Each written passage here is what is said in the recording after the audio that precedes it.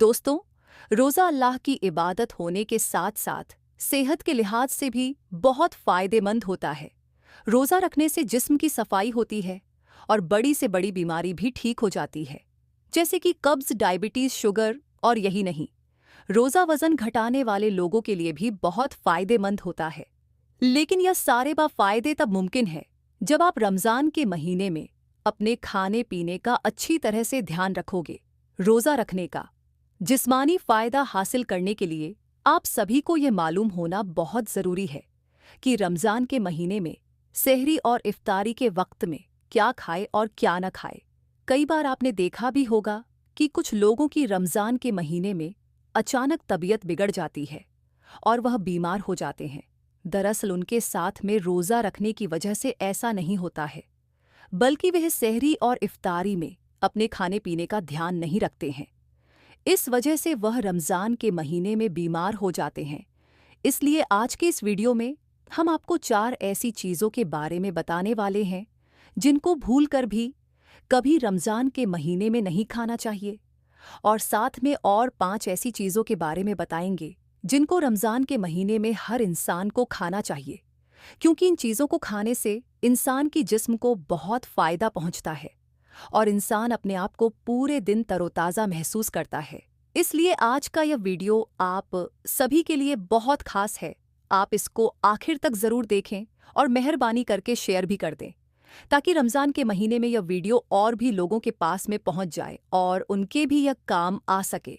तो चलिए दोस्तों, शुरू करते हैं। दोस्तों, सबसे पहले तो हम आपको उन 4 चीज़ों के बारे में बताते हैं जिनको आप भूलकर भी रमज़ान के महीने में सहरी और इफ्तारी के वक्त में ना खाएं, क्योंकि इनको खाने से इंसानी जिस्म को बहुत नुकसान पहुंचता है और देखते ही देखते इंसान बीमार हो जाता है।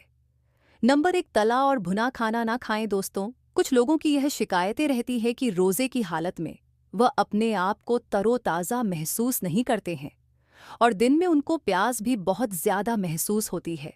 ऐसे लोगों को चाहिए कि वह सहरी के वक्त में ज़्यादा तला हुआ और भुना हुआ और ज़्यादा मसालेदार खाना बिल्कुल भी ना खाएं, जैसे कि सहरी के वक्त में समोसे, पिज्ज़ा या बर्गर वगैरह बिल्कुल भी ना खाएं।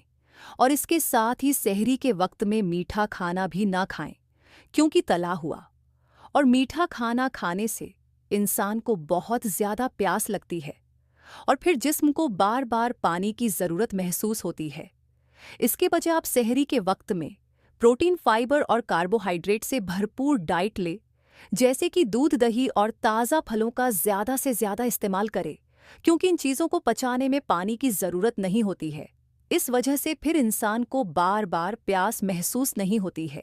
इसके अलावा आप रमज़ान के महीने में इस बात का भी ध्यान रखें कि आप इफ्तारी के वक्त भी समोसे और पकौड़े खाने से अपने आप को बचाएं, क्योंकि भूखे पेट इनको खाने से भी इंसान के जिस्म को भी बहुत ज़्यादा नुकसान पहुंचता है और रोज़-रोज़ इनको खाने से इंसान बीमार भी हो सकता है।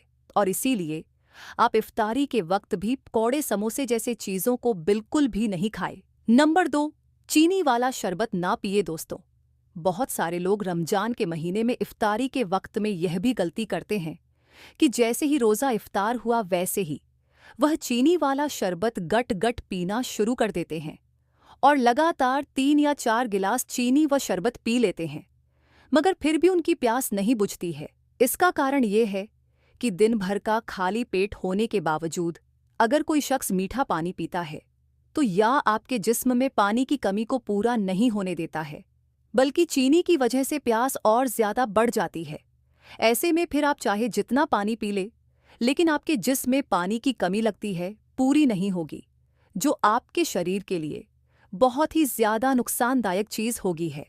और रोज़-रोज़ चीनी वाला शरबत पीने से गुर्दों को भी नुकसान पहुंचता है। इसलिए चीनी को वाइट पॉइजन यानी कि सफ़ेद जहर कहा जाता है, क्योंकि इसमें केमिकल की मात्रा बहुत ज़्यादा होता है।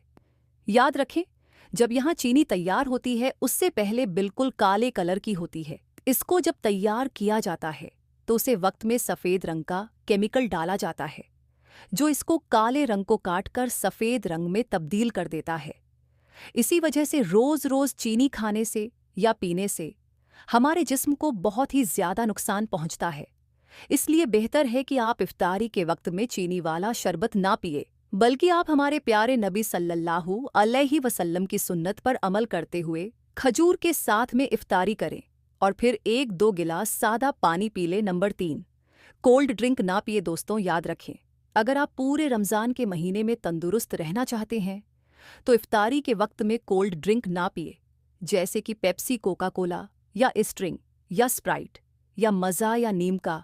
भूल कर भी ना पिए, क्योंकि इनमें रासायनिक और गैस की मात्रा ज़्यादा मात्रा में मिली होती है और पूरे दिन की रोज़ा रखने की वजह से इंसान के शरीर में डिहाइड्रेशन यानी कि पानी की काफ़ी कमी हो जाती है। ऐसे में अगर आप गैस वाले कोल्ड ड्रिंक को पियोगे तो यह आपके शरीर को बहुत ही ज़्यादा नुकसान पहुंच सकती है और इसके अलावा खाली पेट इनको पीने से गुर्दों को भी बहुत ज़्यादा नुकसान पहुंचता है, क्योंकि इफ्तारी के वक्त में गुर्दों को पानी की ज़रूरत होती है। अब ऐसे में अगर आप उससे वक्त कोल्ड ड्रिंक पी ली तो ये आपके गुर्दों के लिए बहुत नुकसानदायक चीज़ हो सकती है और रोज़-रोज़ ऐसा करने से आपके गुर्दे डैमेज भी हो सकती है। इसलिए आप बोलकर भी इफ्तारी के वक्त कोल्ड ड्रिंक ना पिए। इसके वजह आप नींबू पानी का इस्तेमाल करें, यह आपके जिस्म के लिए बहुत लाभदायक है। नंबर 4, सफ़